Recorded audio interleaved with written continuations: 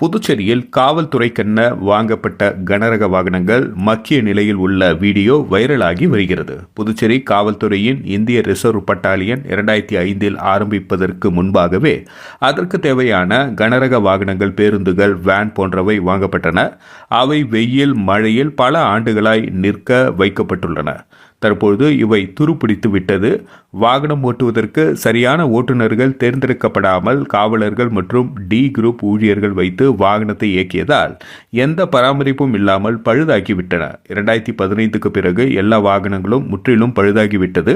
ஒரு சில பேருந்துகள் மட்டும் பயன்பாட்டில் இருந்தது. இப்பொழுது சுமார் 10 ஆண்டுகளாக எந்த ஒரு பேருந்துகளோ வாகனங்களோ பராமரிப்பில்லாமலும் போக்குவரத்து பயன்பாட்டில் இல்லாமலும் முற்றிலும் பழுதாகி துருப்பிடித்து மண்ணோடு மண்ணாக மக்கி வருகிறது.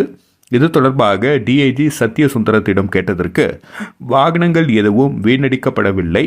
வாகனம் பயன்படுத்த வேண்டிய காலகட்டம் வரை அவை பயன்படுத்தப்பட்டன. அதன் பிறகு அவை பயனற்றவைதான்.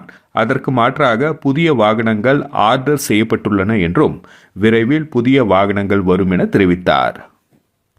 அப்படி கிடையாது. வாகனம் அது எவ்வளவு நாளைக்கு யூஸ் பண்ணணும், எத்தனை கிலோமீட்டர் ஓடினா அதுக்கு மேலே அது கண்டம் பண்ணணும் அப்படின்னு ஒரு ப்ராசஸ் இருக்குது. ஆல்ரெடி நம்ம கண்டம் பண்ணி அதுக்கு எகென்ஸ்டாக புது வெஹிக்கிளுக்கு நம்ம ஆர்டர் பண்ணி புது வெஹிக்கிள் சீக்கிரம் வரப்போகுது. சரிங்களா? ஆல்ரெடி நம்ம ஆர்டர் கொடுத்தாச்சு புது வெஹிக்கிள். சரிங்களா?